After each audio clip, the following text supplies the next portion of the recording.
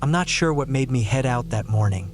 Maybe it was just boredom. Maybe it was the pull of the deep woods behind the old family cabin. I had been staying there alone for a few days, just trying to get away from everything. From work, from people, from the noise of the city.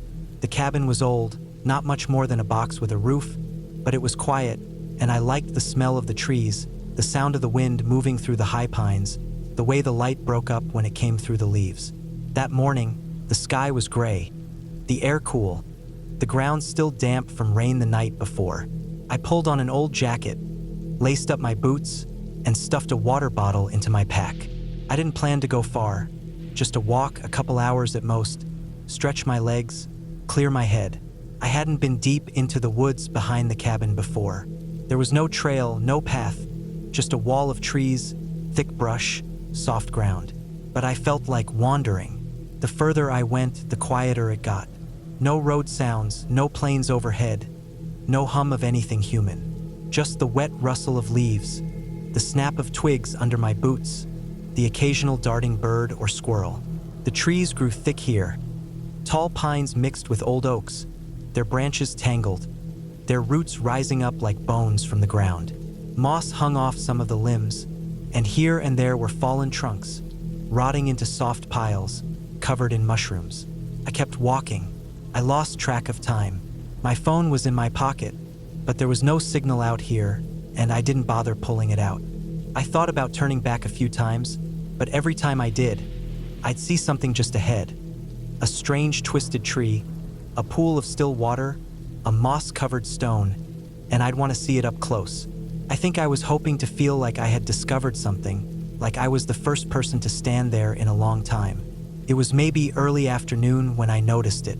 I was stepping over a thick patch of undergrowth, pushing aside some brambles, when I saw the shape ahead. It was small, low to the ground, huddled against the base of a tree. At first I thought it was just a stump or a fallen log. But as I moved closer, I saw it shift slightly. That's when I realized it was an animal. I stopped. My heart picked up a bit, mostly from surprise. I stood still and watched. It was a dog, or at least it looked like a dog. It was small, thin, its fur patchy and dirty, its ribs showing through its skin. Its head was down, its eyes barely open. It didn't lift its head when I approached, didn't make a sound. It just sat there, breathing shallowly, trembling slightly. I crouched down, keeping a few feet of space. My heart was beating faster now, but not from fear, more from a deep, sudden sadness. It looked so poor and sad, like it had been out here a long time, like it was just waiting to die. I felt a strange urge. Shall I hug it? I actually thought that right there in the woods. It sounds ridiculous, I know, but something about the way it looked, small, broken, helpless, it pulled at something inside me. I reached out my hand slowly, but then I paused. Something felt off. I pulled my hand back. I took a moment to really look at it.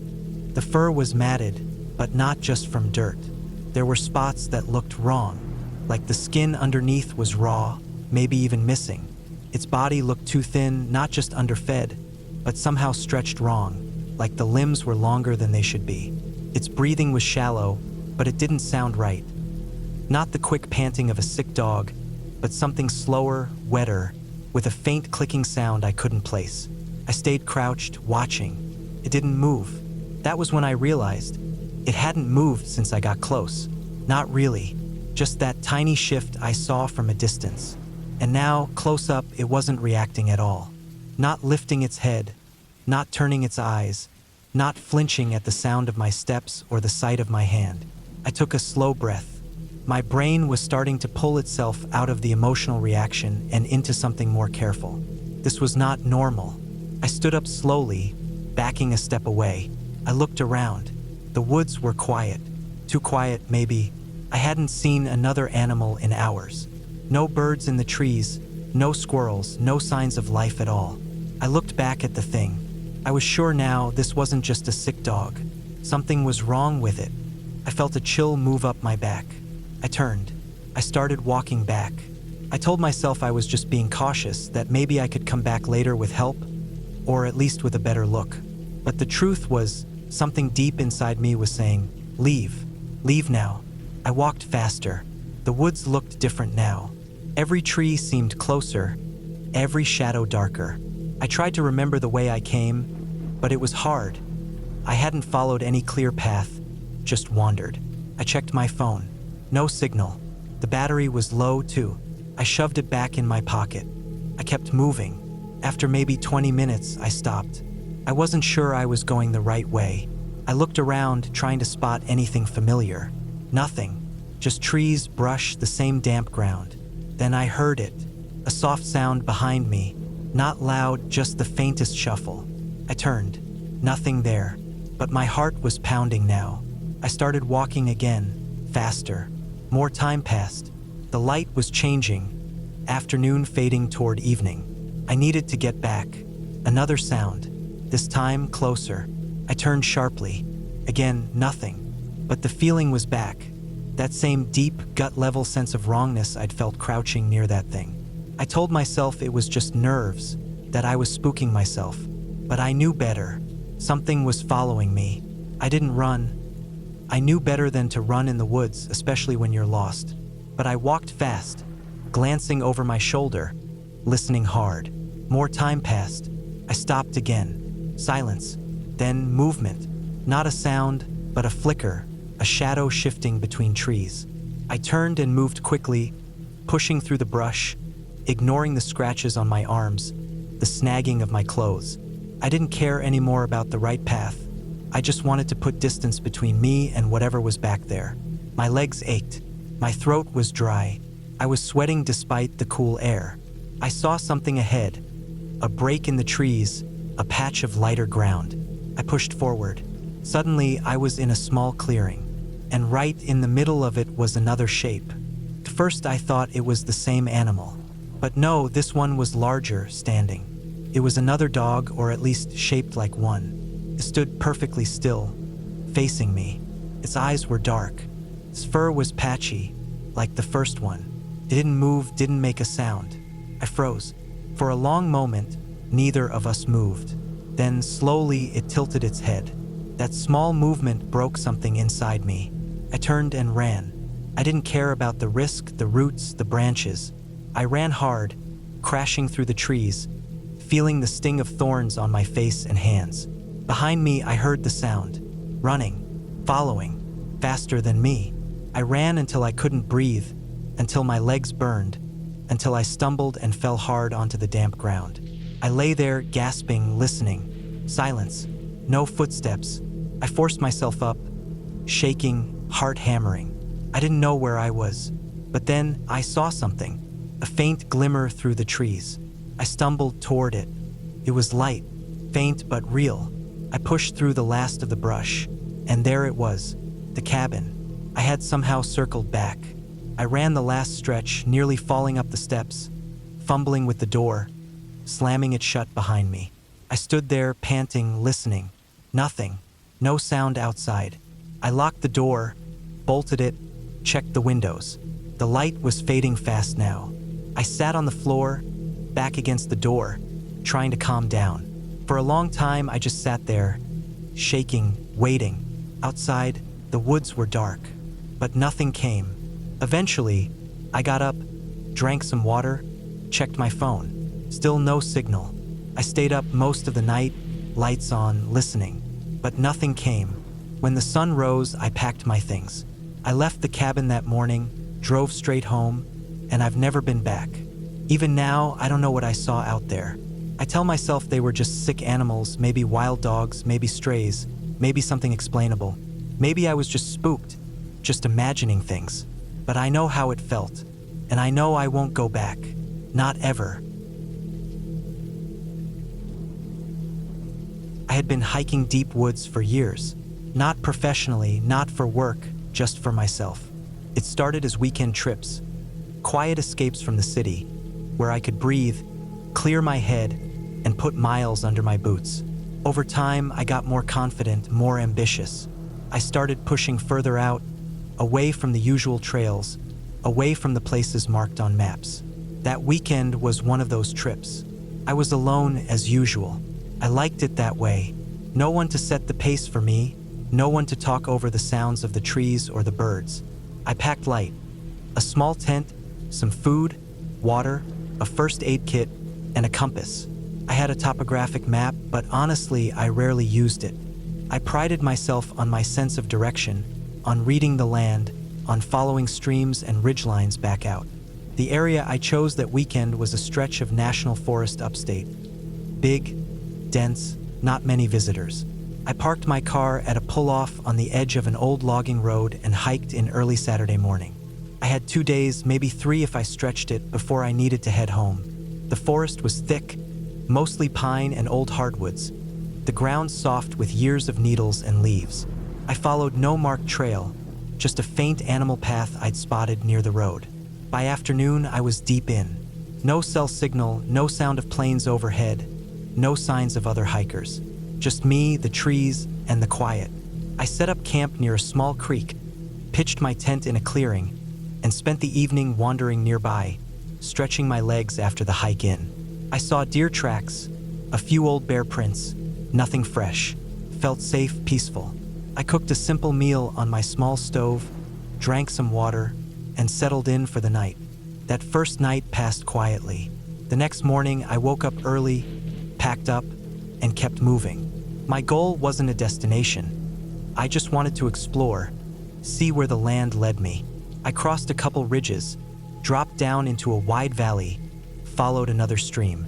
By late afternoon, I found a dry, flat spot under some pines and set up camp again. That evening, as the sun dropped, the woods got colder. I built a small fire and sat near it, feeling the warmth on my face, watching the last light fade through the trees. I remember thinking how strange it was that I hadn't seen a single person in 2 days. Not that I expected many people this deep, but still, it made me feel small, like I was the only person left in the world. That night, I woke up to a sound. It was faint, a soft rustle, like something moving through the brush. I lay still, heart pounding, listening hard. Came again, closer this time. I unzipped the tent slowly and peeked out. The moon was up, silver light filtering through the trees. I couldn't see anything. I stayed still, watching, listening. After a long minute, I saw it. A dark shape, maybe 30 yards away, moving slowly between the trees. First, I thought it was a person. It was tall, upright, moving on 2 legs. But something was wrong. The shape was too wide at the shoulders, the head too big, the movements too heavy. It swayed slightly as it walked, stepping awkwardly, like its limbs weren't quite right. The skin, or was it fur, looked patchy, rough, like it had been torn away in places. I froze. A bear, I told myself. It's a bear. I had seen bears stand on their hind legs before, usually to sniff the air or check something out. But they didn't usually walk far that way. This one was moving like it had forgotten how to drop back down. My mind raced. Mange. Maybe it had mange. A disease that made animals lose their fur, made their skin raw and scabby, made them look wrong. I wondered, suddenly, how many reports of human-like beings were just bears with mange. I imagined if one of those stood up on hind legs, in the moonlight, half covered in rough skin and patches of fur, it would look very human-like. I stayed frozen, barely breathing, watching it move. It shuffled closer, then paused, sniffing the air. My heart slammed in my chest. I didn't want it near my camp. I didn't want it near me. Slowly, carefully, I reached back into the tent and grabbed my bear spray. I had never used it before, but I carried it, always, just in case. The creature moved again, slowly circling the clearing. I stayed crouched, waiting. After what felt like forever, it moved off, slipping back into the trees, disappearing into the dark. I sat there, trembling, for a long time. Eventually, I zipped the tent closed and lay back down, but I didn't sleep much. In the morning, I found its tracks. Big, white, heavy, bear for sure. But the prints were strange, like the front paws had dragged oddly, like the hind feet had pressed deep as if carrying weight upright. I packed up quickly and decided to head back early. I didn't want to run into it again. I followed the stream back, tracing my way toward the ridges I had crossed the day before. The woods were quiet, still. Then, around midday, I saw something ahead. A shape, dark, near the edge of the trees. I froze. It was standing again. This time, I could see it more clearly. It was thin, too thin, its limbs long, its body gaunt. Patches of fur clung to its shoulders and hips, but most of its body was bare, raw, scabby. Its head was large, its snout long, but somehow the face looked wrong, stretched, pulled, damaged by disease. It rocked slightly on its hind legs, as if struggling to balance. It was looking at me. I backed away slowly, heart hammering, hands shaking. It didn't move. I turned and started walking faster, not running. Not yet, but fast enough that my breath came hard, that my legs ached. I could feel it behind me, even when I didn't hear it. I kept moving, pushing through brush, climbing a slope, slipping on the loose ground. My mind raced. Mange, just mange, a sick bear, not a monster, not anything else. But still, the fear crawled in deep, pulling at my stomach, making my skin crawl. At the top of the ridge, I looked back. It was still there at the bottom, standing, watching. I didn't wait. I pushed on, faster, ignoring the burning in my legs, the sting of branches against my arms. By late afternoon, I finally saw the old logging road ahead. Relief hit me hard, making my knees weak. I stumbled down the last stretch, breaking into a run, crashing out onto the road. My car was still there, sitting alone in the dirt pull-off. I fumbled with the keys, hands shaking, heart racing. When I finally got the door open, I threw my pack inside, slammed the door, and locked it. I sat there for a long minute, breathing hard, staring at the trees. Nothing came out, but I knew it was there. I started the engine, turned the car around, and drove. Fast, too fast, down the winding dirt road, not slowing until I hit pavement miles away. When I got home that night, I sat in my apartment, lights on, doors locked, trying to make sense of it. It was just a bear, I told myself. Just a sick, mangy bear. But even now, weeks later, part of me wonders. I wonder how many reports of human-like beings in the woods were just that. Bears with mange, standing upright, looking strange in the dark. But another part of me remembers how it moved, how it watched, how it followed. And I know I won't be going back. Not ever. Because sometimes, even when you can explain something, it doesn't make it any less terrifying. I've always liked driving into the deep woods. Something about getting away from everything, from the noise and people, always calmed me down. When I was younger, I used to go camping with friends, but as I got older, I started doing these trips alone. I didn't mind it, actually, I preferred it. No one to argue with, no one to wait for, no one to talk over the quiet. That weekend, I left on a whim. Work had been brutal for weeks, deadlines, people breathing down my neck, long hours, little sleep. I needed out. I packed up fast, a tent, sleeping bag, small cooler of food, water bottles, first aid kit, flashlight, extra batteries. My old Jeep sat waiting in the driveway. I tossed everything in, slammed the back door, and got in. I remember thinking, I'll fill up at the last gas station before the forest. But I was distracted. I drove for over 2 hours, highway at first, then winding country roads. I passed a small town, the last real town before the road dipped into pure forest. But I didn't stop. I was lost in thought, music on low, watching the sun drop lower over the trees. By the time I noticed the fuel gauge, I was already deep in. The needle was low. Not empty, but lower than I wanted for where I was. I felt that small twist of worry in my stomach, but I brushed it off.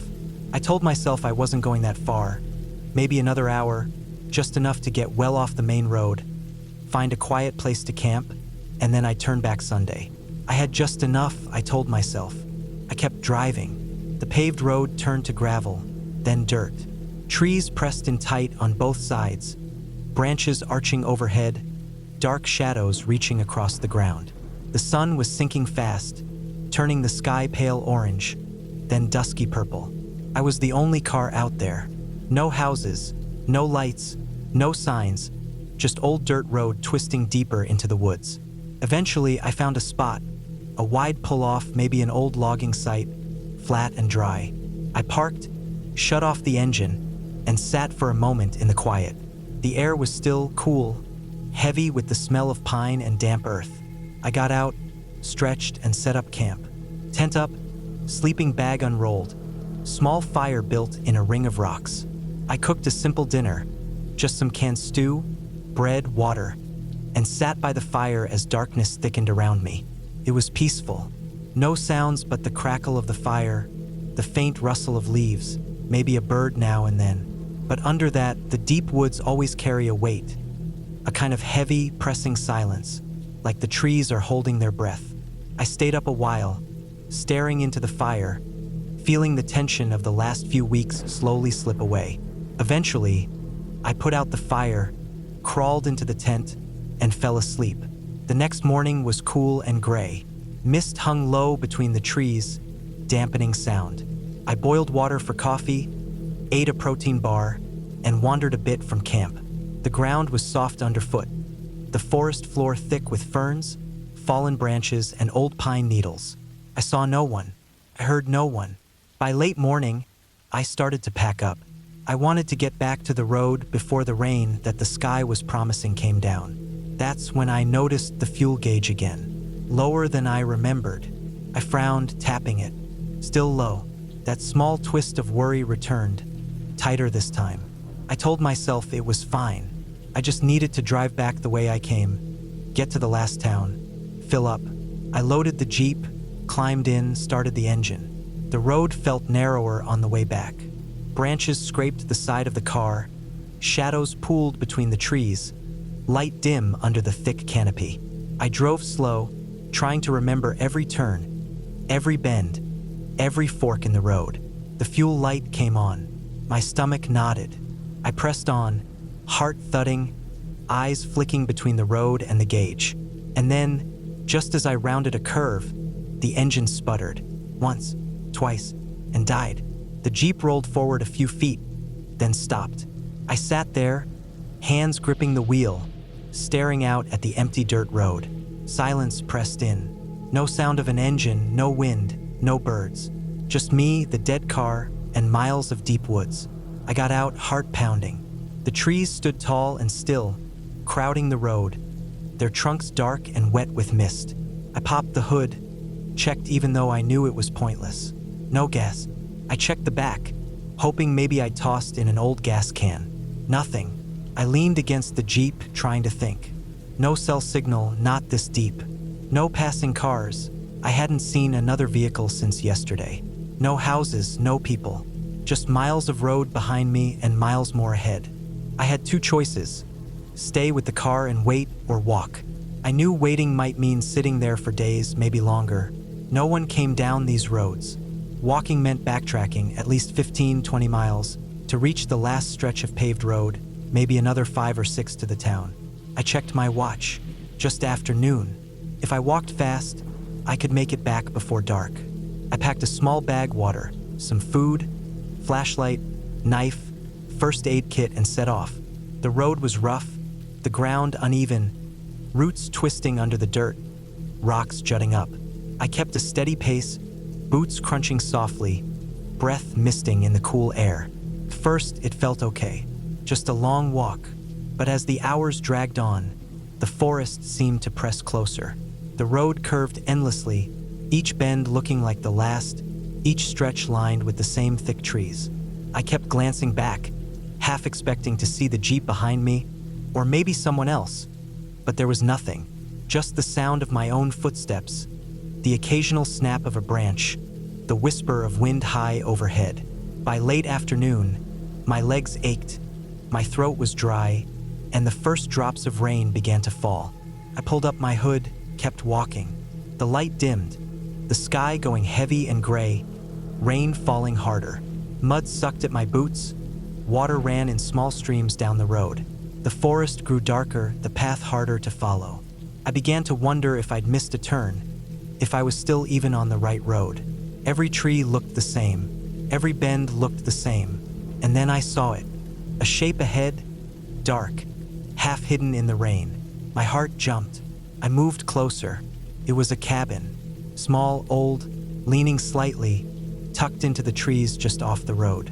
I stood there, rain dripping from my hood, staring. No light in the window, no smoke from the chimney, but it was shelter. I walked up slowly, boots squelching in the mud, heart hammering. I knocked once on the old wooden door. No answer. I tried the handle. Creaked open. Inside, it was dark and cold, the air thick with the smell of damp wood and old dust. The place looked abandoned. A broken chair, a table with one leg missing, a rusted stove in the corner. But it was dry. I stepped in, closed the door behind me, and sat on the floor, back against the wall. I listened.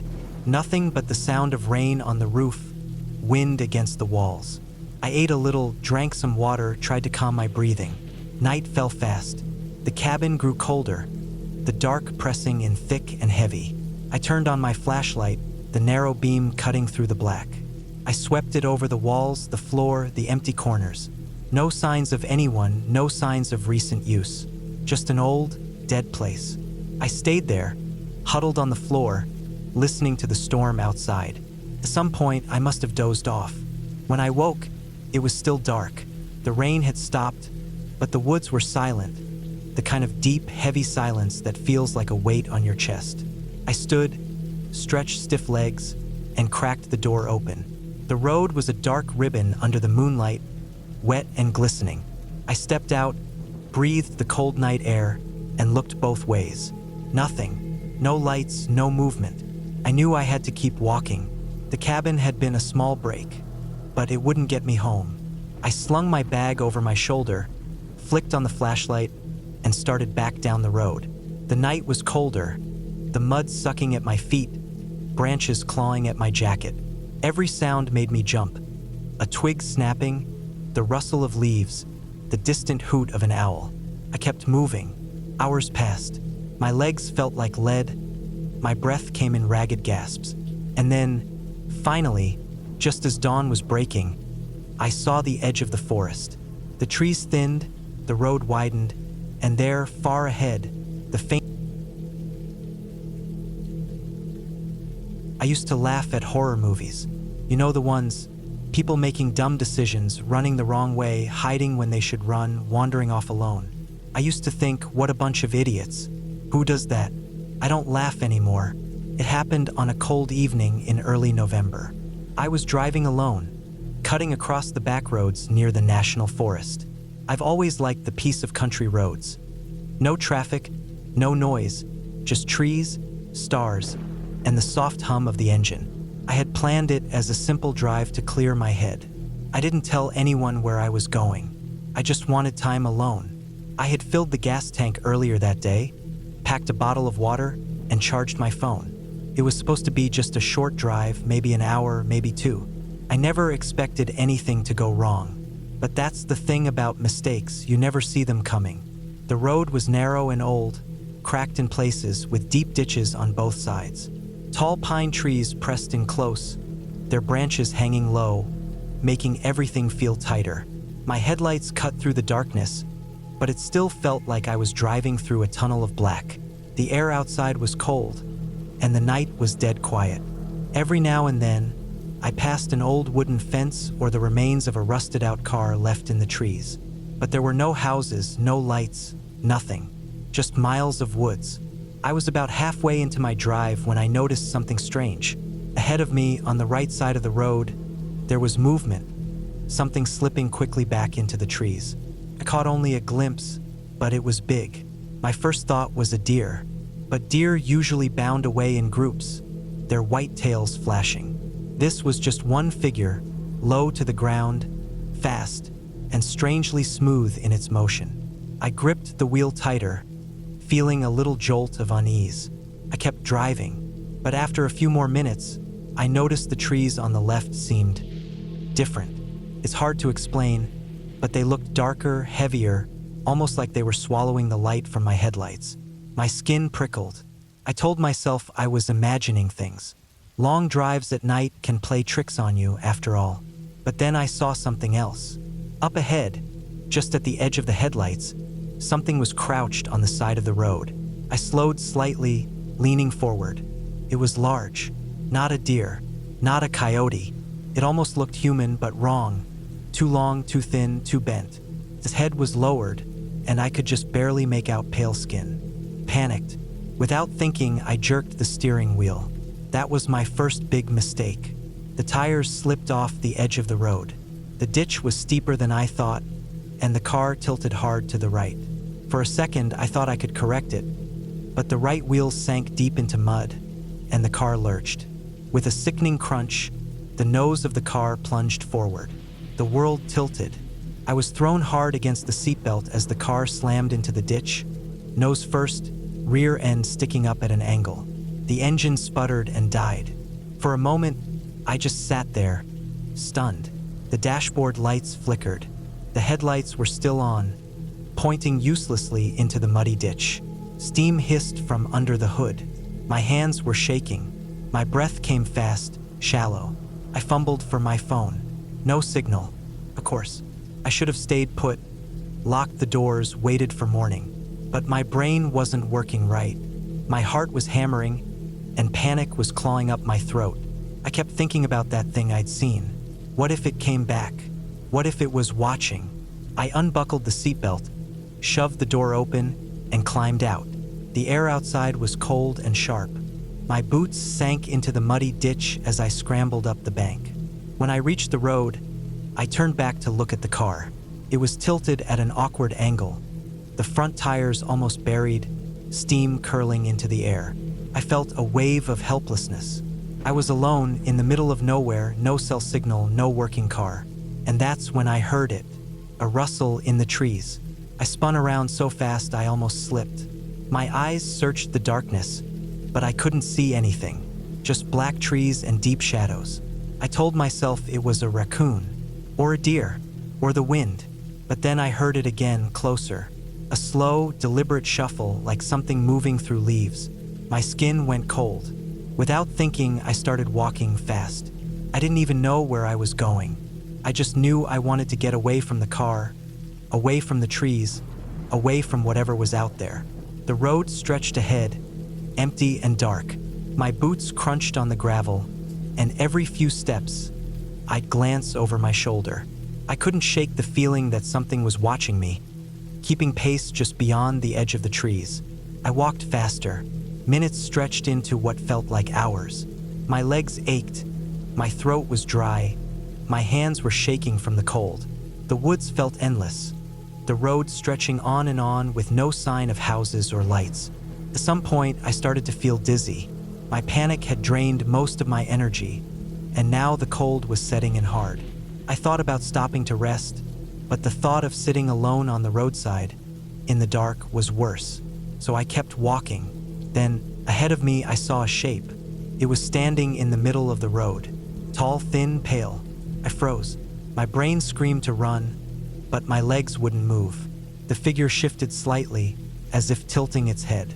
And that's when I snapped. I turned and ran. I didn't think. I didn't plan. I just ran. Into the trees, off the road, stumbling through underbrush and over roots, branches whipping at my face. My breath came in ragged gasps, my heart pounding so loud it filled my ears. I ran blindly, crashing through the dark, until my foot caught on something and I went sprawling. I lay there, gasping, my face pressed into cold dirt, the taste of mud in my mouth. Somewhere, I could hear movement, soft, slow, deliberate, closer. I forced myself to crawl, dragging myself forward on hands and knees. My fingers scraped over roots and rocks. My knees sank into mud. My body screamed in protest, but I didn't care. I just wanted to get away. At some point, I found myself wedged under a fallen tree. I squeezed into the narrow space, heart hammering, trying to make myself as small as possible. I lay there, shivering, listening. For a long time, there was nothing. Then I heard it. Soft footsteps moving slowly through the underbrush. Closer. I squeezed my eyes shut, biting down on my fist to keep from making a sound. The footsteps paused. Then, after what felt like forever, they moved away. I lay there for a long time, too afraid to move, too cold to think. Eventually, exhaustion took over.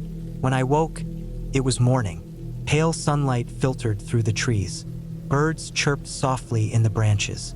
I forced myself to crawl out from under the fallen tree. My body was stiff and sore, my clothes soaked with mud and dew. My hands were scratched and bleeding, my knees torn up, but I was alive. I stumbled through the woods, searching for the road. Eventually, I found it, empty, silent. I walked for what felt like hours, until I saw a truck coming toward me. I waved my arms, stumbling into the road. The driver pulled over, eyes wide as he looked me over. He gave me water, a blanket, and called for help. Later, they found my car. It was still in the ditch, just as I'd left it. They searched the woods, but found nothing unusual. No footprints, no signs of anyone or anything. People told me it was probably just panic, my mind playing tricks on me in the dark. Maybe they're right, but I know what I saw. And now, when I watch horror movies, I don't laugh at the dumb choices. Because when you're scared, truly scared, you stop thinking like a person. You stop being smart. You just run. And if you're lucky, you survive. But not everyone is lucky. Not everyone makes it out. I've always been the kind of person who likes testing myself. I like pushing limits, seeing how far I can go, how much I can handle. That's why I decided one evening to go for a night hike deep into the woods. I know it sounds stupid. I live in the US out west, in a place where we have bears, cougars, and even wolves in some areas. I'd hiked plenty of times during the day, but I kept wondering what it would be like at night, when the world goes quiet, when the woods turn dark, when it's just you, the trees, and whatever lives out there. I told myself I'd be fine. I had a good flashlight, a full battery on my phone, a hunting knife, and some basic supplies. I wasn't planning on going too far, just a couple miles in and back. I left a little after sunset. The trail was familiar, one I'd walked many times. It wound up into the hills, through thick trees, past old boulders, and along narrow ridges. During the day, it was beautiful. Tall pines, birds, squirrels, sunlight streaming through the branches. At night, though, it changed. The trees closed in, black shapes against a darker sky. The path seemed narrower. The air felt colder. The usual sounds, birds, insects, the rustle of small animals, faded away.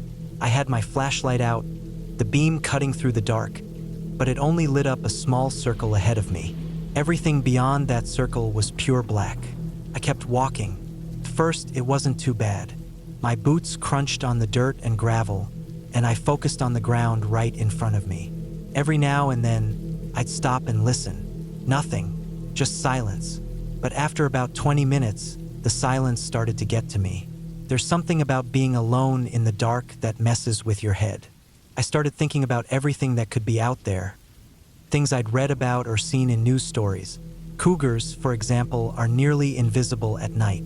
They're quiet, patient, and fast. Bears, well, bears can smell you from miles away, and they don't care how tough you think you are.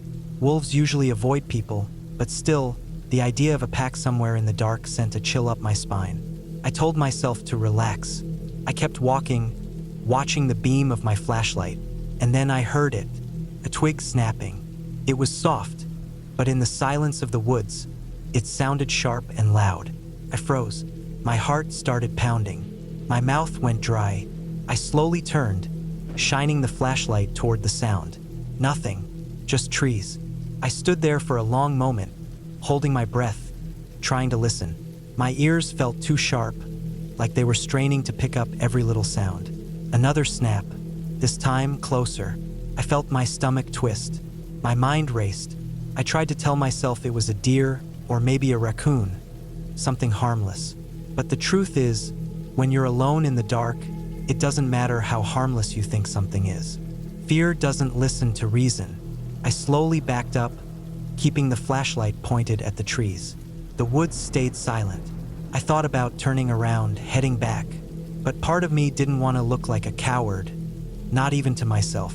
I told myself I was overreacting, so I kept going. I walked slower now, every muscle tense, every sound making me jump.